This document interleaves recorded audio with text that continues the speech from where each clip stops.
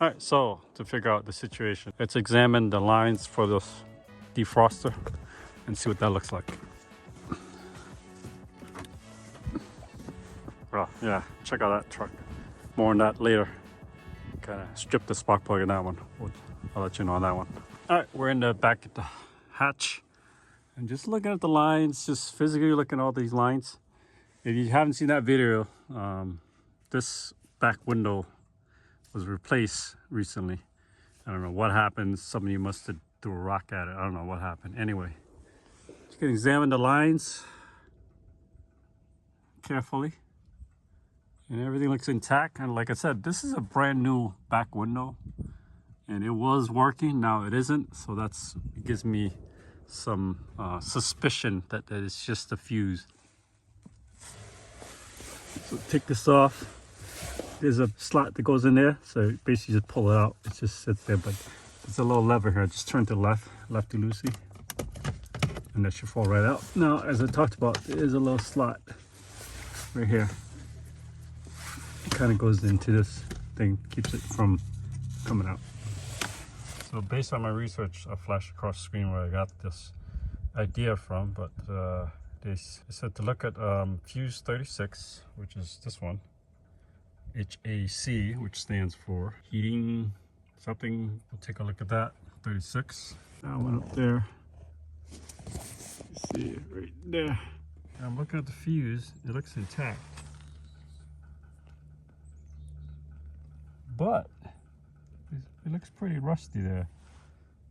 You can tell from the camera, but the fuse is intact, but it looks pretty rusty. So we're gonna replace it. All right, after replacing 36, my other research showed that it could be 27, so 27 is 20A. The crazy thing is, it's missing. 27 is missing there. You can see next between the 20 and the 15, so 26, 27. So 27 missing, we'll pop a 20 amp in there. See if that does anything. All right, so the way the fuse box is situated here is it's right next to the driver's side, right there. 2 clips that's holding it. Pull right off. Bam. Now, great thing is it tells you front facing. So the way you look at the fuse, it's gonna look like this. Front. So this 100 should line up this 100. So all those match and work for a rear defogger, which is right here. Rear defogger, which should be 30A, which is this one. I'll take that off. So I got a bunch of these from Amazon. Make sure this is the correct one. You'll see that it has little indentations there. See the indentation? Make sure all that matches, because you don't want to confuse this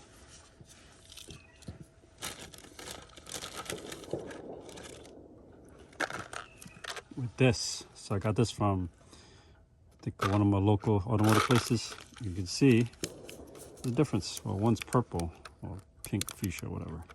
There is no grooves in this one. See it? No grooves at all. Comparably, like this one, there's grooves in this one.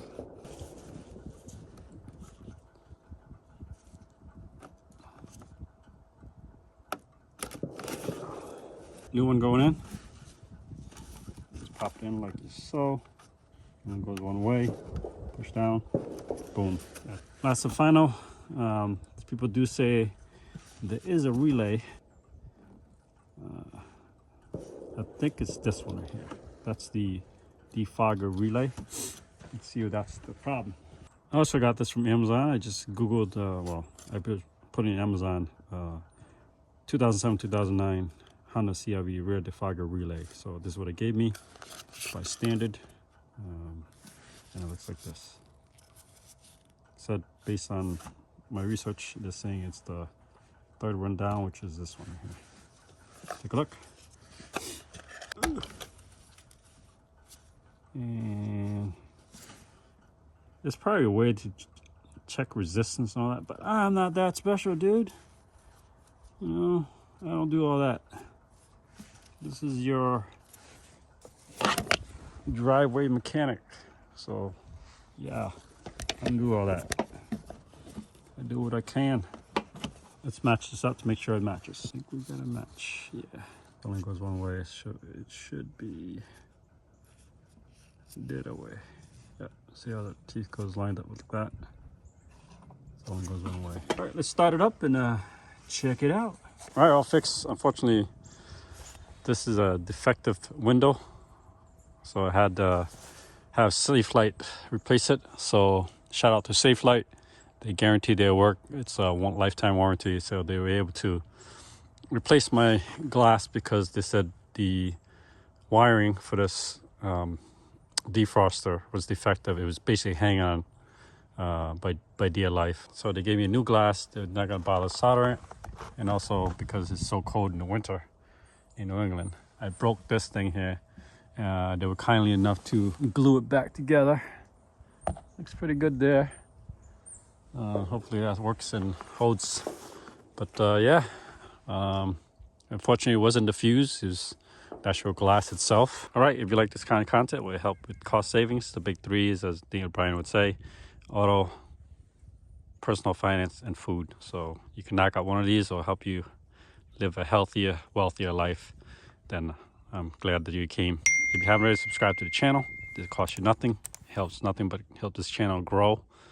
So if you haven't already, check out this next video where I did the humming noise coming out of the wheel bearing on this same car. So I'll see you next video. Thanks for watching.